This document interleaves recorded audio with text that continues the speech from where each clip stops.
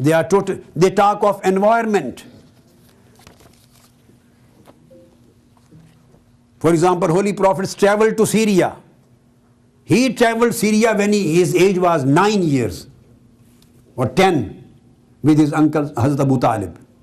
This was the only one travel of Holy Prophet ﷺ to Syria in his young age. They say he might have received something during his travel from the various monks. Second travel, when he went there for Hazrat Khadija's trade, just going there and coming back. And there is no historical evidence of his contact with any single monk during Syrian journey as when he went as a trader, because the representatives of Hazrat Khadija were also with them. And they accept the reality they themselves that there is no positive historical evidence on that, but just we talk of possibility.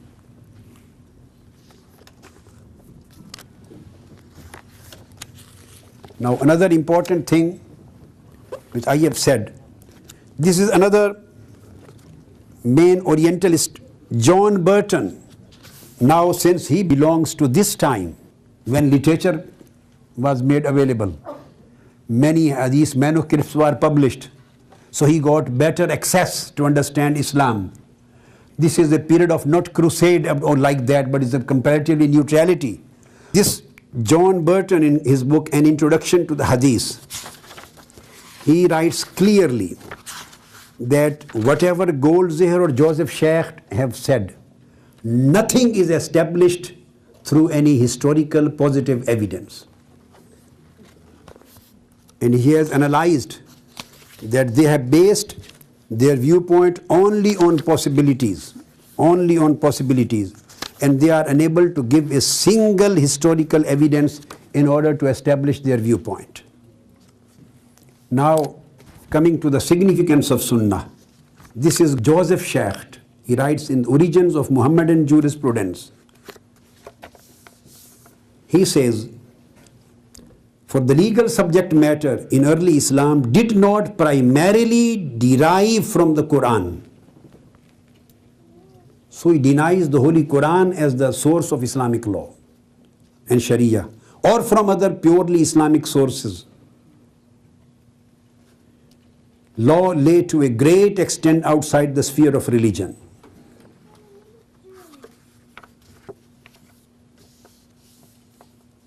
And their viewpoint is that the starting point of Muhammadan jurisprudence and traditions and Sunnah, everything, lies in the practice of the late Umayyads period. And the concept of Sunnah, its significance as a source of Islamic law, was first time in the history of Islam. This is what Goldziher and Joseph Sheikh say. First time this was introduced by Imam Shafi'i. And he is the main architect of this concept.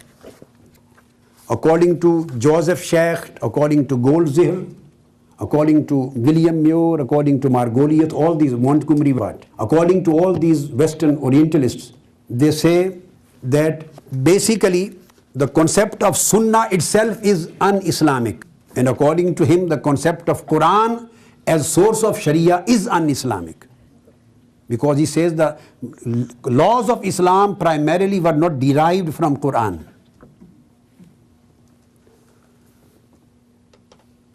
And they say that the word Sunnah, now I am coming to the conclusion of all discussions of Orientalists. The same has been said by Joseph Sheikh in Introduction to Islamic Law. He says Holy Prophet had no role as prophet. He says he started his work as just a social reformer.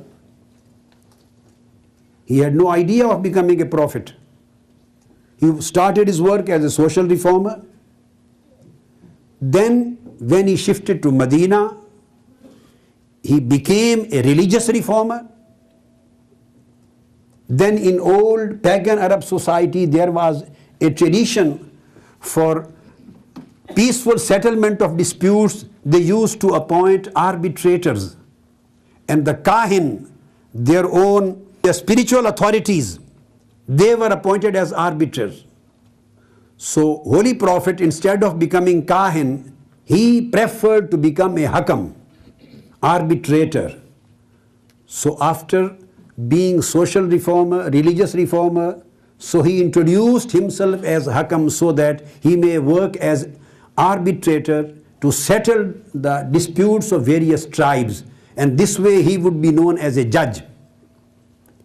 And after that, he, through this position of arbitrator, he assumed the religious authority. And through religious authority, he assumed the authority of ruler. And when he established his political power, he announced to be a prophet. And his community, Ummah, after his death, they emphasized on his being prophet after his death. This is the conclusion of the whole Joseph Sheikh's book, An Introduction to Islamic Law. He says the position of prophet he adopted in the later stage of his Medinan stay.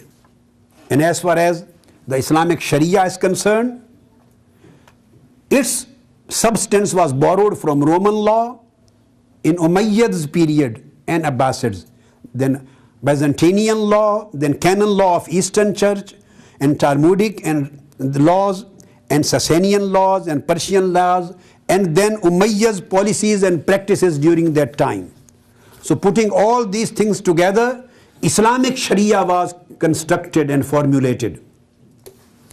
And in 2nd or 3rd century of Islam, when the people needed to provide the whole sum of this substance of Islam, to provide them an authority, to give its authoritative position, then they falsely ascribed this to companions, their successors, their followers and companions, and gradually, finally to Prophet Muhammad. And all these things which were borrowed from various sources and which were introduced in Islam, nothing came from Quran, nothing came from Sunnah, nothing came from Holy Prophet, nothing came from divine revelation, nothing came from the original source of Islam. All these elements were introduced from external elements, other cultures, other civilizations, other systems of law, other philosophies, other local practices, other administrative policies of the governments. So then these were falsely ascribed to Prophet Muhammad, and in 2nd, 3rd centuries they were given name of Hadith and Sunnah. This is the conclusion of there. And they put the main emphasis on this aspect as far as the Sunnah is concerned, the last point of their studies. He says that the word Sunnah, this is the book in front of me, The Origins of Muhammadan Jurisprudence and An Introduction to Islamic Law, and the same has been adopted by, this is N.J. Coulson, A History of Islamic Law. He has also followed the same proposition, N.J. Coulson. All these Orientalists, they say that the word Sunnah was never used by Prophet himself in these meanings, in its legal, technical meanings as it is used by Imam Shafi'i or the scholars and jurists afterwards. The allegation on Islam is, these are the research materials and books and theories which have shaken the faith of our younger generation in Islam, in Sunnah, in Hadith and in Prophet's position and status. They say the word Sunnah just means a living tradition. It means a precedent, just precedent, a way of life, a practice, a custom of pagan Arab society, of various tribes which used to exist before promulgation of Islam. So all those customary practices, customs, usages, all those traditions, all those policies which were prevalent in pagan Arab society, they were known as Sunnah. This is their whole thesis which we have to confront. And then the same word Sunnah later on was used for the societal traditions and societal customs which were adopted And they say their viewpoint is that Quran didn't give any legal guidance, proper legal guidance, or you can say sufficient legal guidance to Ummah. Out of 600 verses relevant to the law, their viewpoint is only 80 verses in Quran provide the legal material, only 80 verses. And those 80 verses are confined to their legal material as related and confined to prayer, to fasting, to nikah and talaq and marriage and divorce. Purely religious duties and some moral matters. Remaining Quran just deals with the values of morality.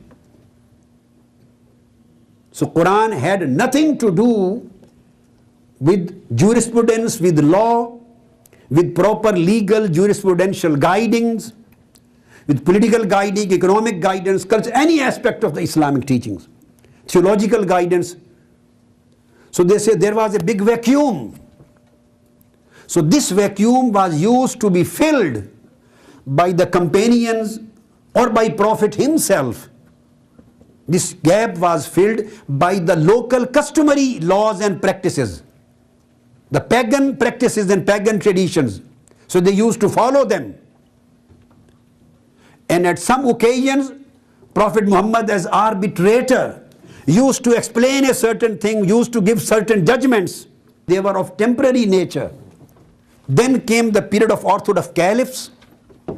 In the same way, they were not deriving any guidance from Quran as a source of law or Sunnah of Prophet as a source of law. As far as Sunnah is concerned, they say that the word Sunnah as a source of law, the word Sunnah in its technical, religious, specific meaning, they say it was never used by Prophet Muhammad or by the companions.